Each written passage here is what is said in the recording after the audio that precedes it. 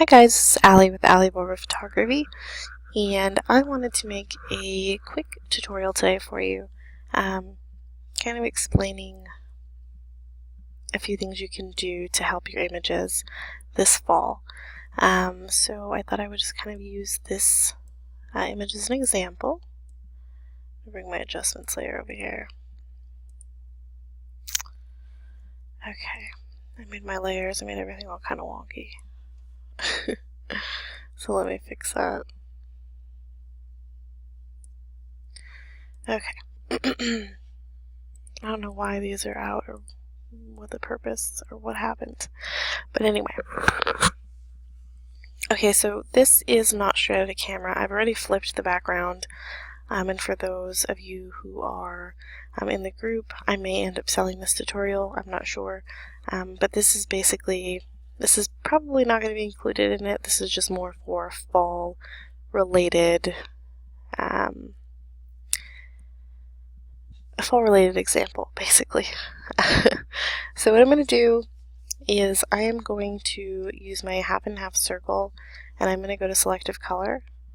I'm going to go to grains, and I'm just going to kind of play with the background. It's really selective on kind of like what you like and what you want to do. So I made that a little bit more yellow. And obviously bushes are green, but you know, it happens. Sometimes you gotta make things more fall looking. So I'm gonna do that. I'm gonna take that off for a minute, and then I'm gonna go to color balance, and I'm gonna bring my yellows up, my greens down, and my reds up. And I'm going to lower the opacity on that. And then I'm going to take that off for a minute. And then I'm going to go over to hue set. And you can do kind of the same thing as selective color if you want. You can mess with those greens like that. Obviously that's like way neon. Or you can drop them down like so. You can also just use the master and kind of manipulate colors like that if you like. I'm going to go into yellows. That's before and after, just kind of give like some weird pops of color. So I'm going to go ahead and select all of them. I'm going to hold Control, and I'm going to click. While holding Control, I'm going to click G, and that's going to group them. I'm going to hold my Alt key, click my layer mask, and that's going to invert it. Now, by clicking B as in boy, you're going to open your brush. You can use the top numbers on your keyboard to change the opacity. So 4 would be 40, 6 would be 60, etc. And I'm just going to paint this on. You don't necessarily have to use all of those layers if you don't want to. It's really up to you what you want to do and what you decide, is best for you, and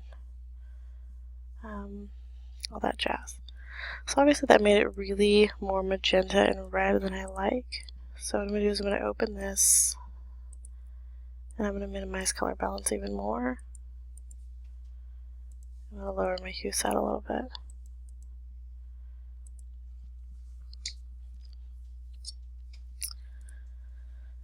I'm going to take a snapshot because I'm not going to save this because I haven't decided what I'm going to do with the background yet.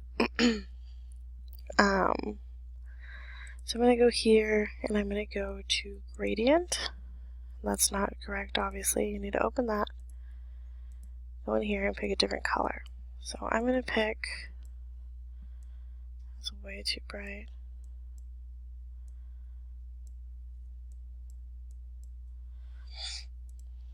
And then over here, more yellow. Click OK.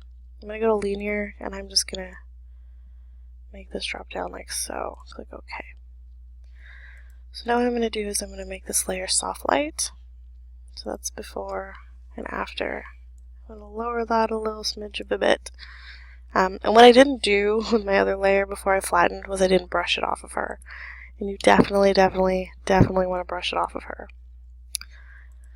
You don't necessarily have to brush it off at 100% because sometimes it won't look good if you do, because she'll just kind of look like weird and pasted in. But like for example, you definitely want to brush off of her. And you want to make sure that she's warmed up, because sometimes the color casts from the bushes and stuff that are green can go onto her hair and skin. But yeah. So that's way too much for me. I would probably lower it. You can do all kinds of things. You can put it on darken if you want, which doesn't seem to really do a whole lot of anything.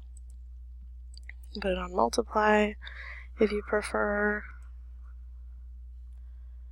Just makes it a little bit more darker.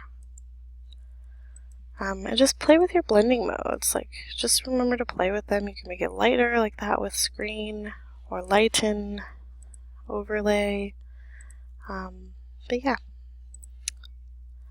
So you gotta remember that your blending modes are really important, because each one of them does something different, and you're not gonna know what it does unless you actually play with it and figure it out. So I actually really liked the difference on there, just because it made it feel very matte and blurry. But I would probably lower it a little bit.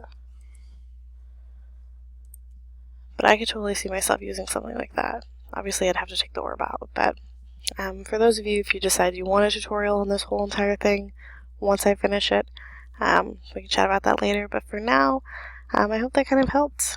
It was like a good 6-minute video of just, a few different ways to enhance the different colors of your background.